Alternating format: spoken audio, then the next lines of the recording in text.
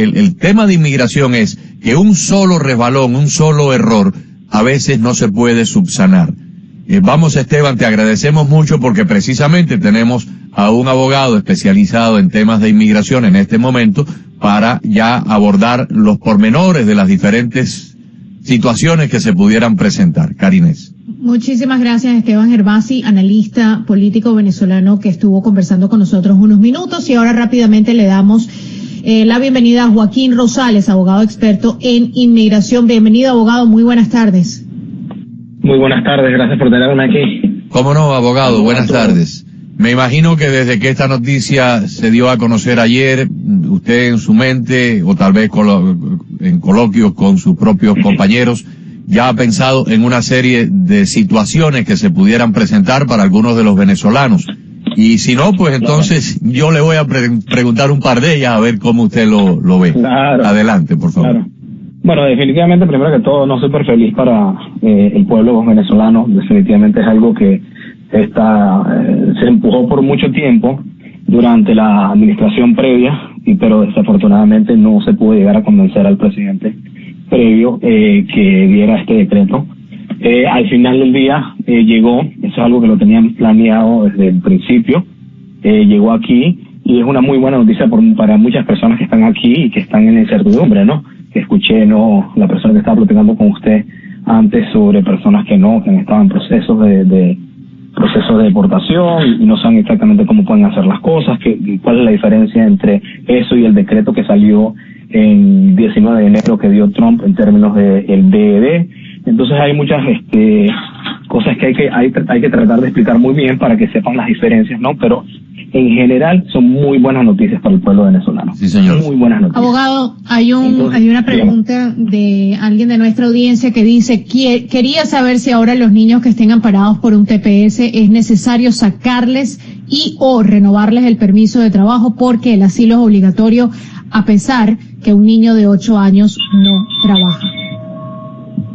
Bueno, lo bueno de esa pregunta es muy buena, pero en realidad para los niños tienen que pensar que lo bueno de hacer este permiso de trabajo, entre comillas, es que uno puede sacar un seguro social para el niño, ¿ya?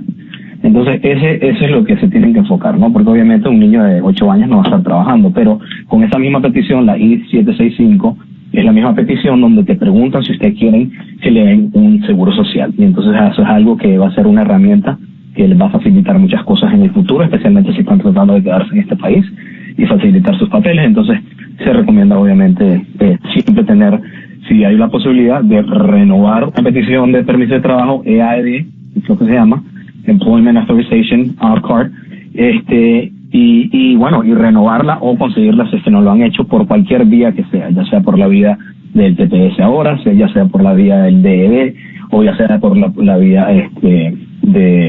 del asilo, si es que están presentando una petición de asilo a corte o a la entidad de USCIS que recibe las peticiones afirmativas, ¿ya? Claro. Una cosa que ayer conversábamos es lo siguiente, y voy a hacer el planteamiento y usted, por supuesto, como experto, corrige o no. Las personas que tienen un asilo en proceso, el asilo en el caso, en el mejor de los casos es 50-50, o sea, 50 de que lo aprueben, 50 de que no lo aprueben. Yo creo que la persona, aunque tenga el asilo, debería tomarse el trabajo de solicitar esto, porque si pasan 3 meses, 4 meses, 6 meses y le niegan el asilo, se queda y pasa la fecha, o sea, caducar a la fecha, la ventana del TPS se cierra, creo que se cierra el 5 de septiembre.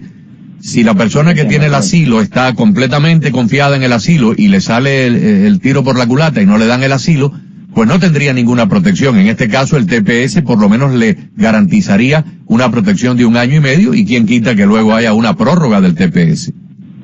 Exactamente. Entonces, un punto muy interesante cuando uno está en procedimiento no de deportación es que la persona tiene que levantar todo tipo de defensas, ¿verdad? Todo tipo de defensas. Entonces, el hecho de que una persona elija una defensa, ya sea el asilo, no significa que no pueda presentar otro tipo de defensa también, ¿ya? Cuando uno se enfrenta al juez de inmigración, el juez de inmigración lo primero que pregunta al abogado o a la persona, si es que no tiene abogado, pero no se los recomiendo, ir a la corte de inmigración sin abogado, es cuáles son sus defensas, en plural.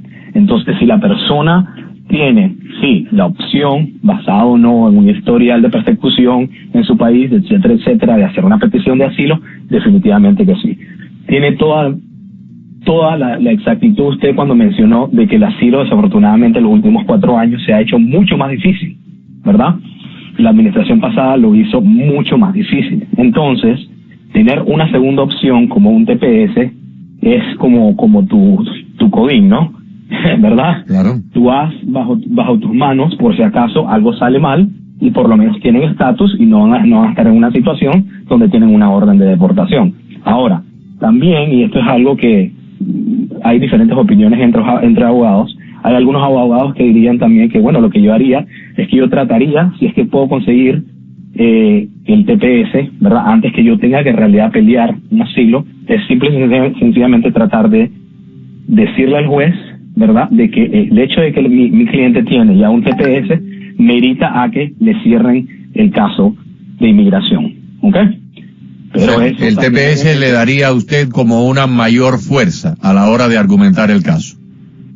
No específicamente una mayor fuerza, sería simplemente que lo sacaría proceso de deportación en sí. Okay. ¿Por qué? Porque ya tienen un estatus aquí y la persona no debería estar en un proceso de deportación si ya tienen un estatus, pero al mismo tiempo obviamente tendrían que sacar el proceso de asilo. Acuérdese que el TPS es algo temporal y no les garantiza una residencia. Ahora, sería excelente, ¿no?, que con las pláticas que ha tenido la administración de Biden de tratar de pasar reforma inmigratoria, personas que tienen TPS ahorita mismo, ¿verdad? La idea es que ellos pueden entonces ajustarse a una residencia. Así es. Lo cual sería excelente. Claro. Lo cual sería muy, muy, muy bueno para todo el mundo. A mí yo no recuerdo, yo llevo muchos años acá, pero yo no recuerdo la cronología, cómo fue. A mí me parece que primero se le dio un TPS a las personas que posteriormente fueron beneficiadas con la ley NACARA. Me parece recordar que primero recibieron un TPS y luego, como el TPS estaba a punto de expirar o ya no había, entonces se tramitó la ley NACARA que les dio un estatus ya permanente a esos hermanos centroamericanos. Claro, ocurrió eso hace más de 20 años, yo no recuerdo exactamente. Sí, la mayoría de las personas que tienen TPS ahorita mismo, eso se inició cuando, no sé si se acuerdan, para el huracán Mitch. El huracán Mitch. Allá, correcto. Eso fue para el huracán Mitch en los 90. Entonces, por eso bastantes hondureños, salvadoreños, etcétera, pudieron conseguir el TPS. Y esta es la pregunta que he recibido bastante durante las últimas 24 horas. Es que, bueno, señor abogado, entonces que en 18 meses ya se acaba todo y se acaba la fiesta. Y bueno, les digo, miren, la decisión está basada en lo que diga el secretario, ¿no?, de Seguridad Interna, ¿verdad?, que es el DHS, el secretario Mayorkas, y si él decide en 18 meses de que todavía la situación en Venezuela merita de que el TPS sea extendido por otros 18 años, pues así va a ser. El TPS que se le dio a los centroamericanos fueron en el 97, creo, ¿no? Exacto, ya la secuela del huracán hace rato que ya se evaporó. Fue un desastre natural, no fue por una situación política. Sí. Pero lo que quiere decir el abogado, ya el huracán ya dejó de ser un evento, y el TPS continuó postergándose precisamente. Exacto. Exactamente. Entonces eso es algo que hay que tener en mente, ¿no? Y en realidad muy buenas noticias para el pueblo venezolano. Son unas noticias muy buenas y yo creo que todo el mundo debe tener, de tratar, ¿no?, de por lo menos acudir a este beneficio mientras tienen el tiempo. Acuérdense que tienen 150 días para poder hacerlo hasta septiembre, una oportunidad de hacerlo. Es relativamente hablando fácil en el sentido de la documentación que se tiene que presentar. La persona que usted tuvo antes tiene razón, hay que demostrar, ¿no?, cualquier tipo de evidencia de que indique que usted estuvo acá desde antes de ayer, básicamente, ¿no? Cuentas de teléfono, contratos de arrendamiento, que el carro, que, ¿me entiendes?, electricidad, cuentas bancarias, todo lo que indique que usted ha estado aquí, ¿verdad?, desde el momento que se decretó esto, funciona como evidencia. ¿Ya? Pregunta un oyente, y esto lo contestamos ayer, pero de igual manera, para la audiencia que se une el día de hoy, que todavía tiene preguntas, creo que es importante. ¿El TPS te lleva a una residencia permanente, abogado? Por ahora no hay nada directo, una ley directa que indique que sí, pero el TPS es una parte muy interesante de la ley migratoria, porque el TPS sí te da un estatus, pero la persona que quiere hacer un ajuste aquí, se quiere convertir en un residente, no puede tener ningún tipo de historial inmigratorio negativo. ¿A qué me explico? Si una persona, por ejemplo, entró, ¿verdad? Que ese es el caso de muchos centroamericanos, entró ilegalmente acá, ¿verdad? Pero después ya dentro de acá decretaron el TPS, ¿verdad? Le dieron el TPS. Entonces esa persona conoció a una persona americana y se casaron. Por el hecho de haber entrado no ilegalmente, y la persona no se puede ajustar. Pero el TPS sí brinda algo, ¿verdad? Que es muy interesante también, que es el permiso de viajar para poder viajar. Se llama Advance Parole. ¿Qué significa eso? Significa que si el permiso se lo dan a la persona y la persona puede viajar y salir de los Estados Unidos, aunque definitivamente no recomiendo ir a Venezuela si la persona es un venezolano o venezolana, cuando uno regrese está básicamente jurando la entrada ilegal inicial, lo cual lo permitiría entonces así a poder ajustarse bajo el matrimonio a una persona que es ciudadana aquí en los Estados Unidos. Entonces sí hay, es un poquito como le digo, ¿no? Un poquito más complejo, pero sí hay posibilidades, ¿no? De que la persona pueda ajustarse y ser residente dependiendo, ¿no? de las circunstancias de cada persona. Y definitivamente si es que pasan la legislación que aparentemente van a tratar de empujar en el proceso legislativo de la administración del gobierno Biden. ¿Ya? Abogado, muchísimas gracias. Volveremos a conversar pronto a medida que esta noticia vaya evolucionando. Definitivamente. Aquí estamos a su servicio. Cualquier cosa nos pueden llamar al 305-851-5995. 305-851-5995. Perfecto. Muchas gracias. Muchísimas gracias, abogado. Joaquín Rosales, abogado experto de inmigración, con nosotros aquí en Cada